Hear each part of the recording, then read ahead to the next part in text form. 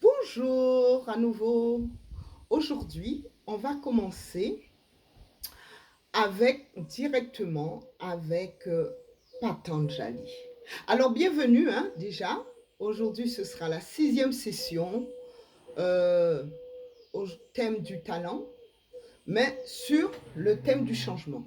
Et n'oubliez pas, sur tout ce que je donne ou que je transmets, ma lignée reste le yoga et surtout le yoga au quotidien, c'est-à-dire comment vous allez, y compris vos postures et y compris vos réflexions, comment vous allez mettre ça dans votre vie au quotidien.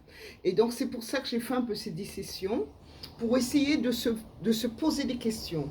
Alors vous savez que le yoga sert à apaiser le mental. Mais pour pouvoir l'apaiser, il faut déjà savoir ce qu'il y a dedans. Pour pouvoir qu'on s'apaise, pour pouvoir avoir une confiance en nous, une estime en nous, il faut savoir qui on est. Si on ne sait pas qui on est, on se retrouve très vite vers la périphérie. C'est-à-dire, admettons, au niveau des talents.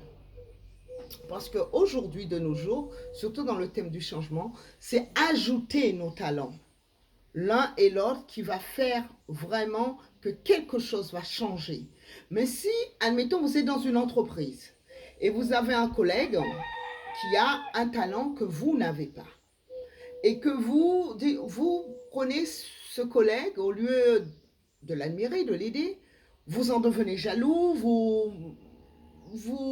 on va dire, développer des émotions négatives. Vous voyez, au lieu d'avoir quelque chose qui pourrait aider l'entreprise, qui pourrait vous aider, qui pourrait aider le collègue, c'est quelque chose comme une très, je l'ai déjà dit le mot, mais je ne trouve pas d'autre mot, une mauvaise énergie. Donc l'idée, c'est d'essayer de, maintenant que vous avez conscience de vos talents, c'est comment vous allez mettre vos talents avec des talents d'autres personnes pour pouvoir créer de nouvelles choses. Donc, et en plus que vous saurez qui vous êtes, quels sont vos besoins, quelles sont vos valeurs, quels sont vos talents, au mieux vous pourrez créer.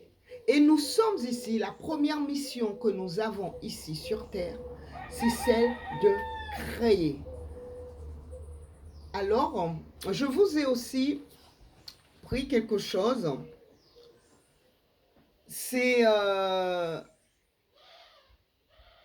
de Patanjali. C'est toujours dans le premier sutra qui était la stratégie, la direction qu'on doit prendre pour pouvoir se libérer, c'est-à-dire se libérer de notre ego, parce qu'en fait le mot ego est utilisé en psychologie, philosophie, mais quand je parle d'ego au niveau du yoga, on parle du petit jeu, de cette petite personne qui est en nous, qui est toute petite, qui est tout maigrichon, et qui a peur, qui n'ose pas, qui réduit tout, qui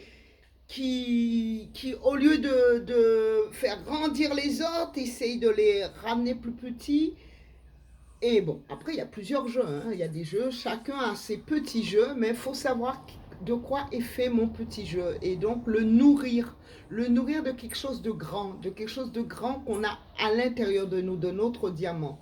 Donc, j'ai pris un sutra, la stabilité du mental peut aussi venir de son activité en relation avec le monde sensible. Donc, donc c'est pour ça que j'ai pris cette idée du diamant, qui reflète son support.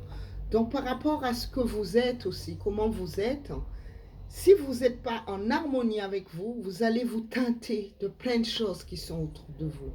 Donc, si la conscience périphérique est en relation par l'intermédiaire des sens avec des objets générateurs de calme, de paix, de tranquillité, rien ne viendra altérer la paix profonde. Mais si au contraire, c'est d'autres choses, d'autres énergies qui vous entourent, ça peut vous altérer qui vous êtes. La beauté et le silence de la nature ne produisent pas le même effet sur la conscience que les nuisances de la vie urbaine. On est d'accord? Donc, essayez, donc avec les petits moments que je vous ai donnés, donc de rassembler entre vos besoins, vos talents, vos valeurs, de l'amour déjà pour vous, pour votre intérieur, pour ce que vous êtes, de donner cet amour, de le partager et de partager vos talents. Si vous avez eu des talents, c'est pas seulement pour vous, c'est comme je vous ai dit, l'histoire du texte hier, de cet homme qui garde ses talents pour lui. Mais non, il faut le distribuer, vos talents. Il faut le partager. Évidemment, il faut savoir à qui et comment, etc.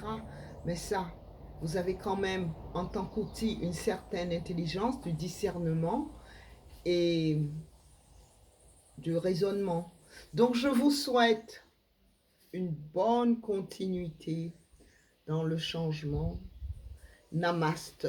On se rejoint pour les prochaines sessions.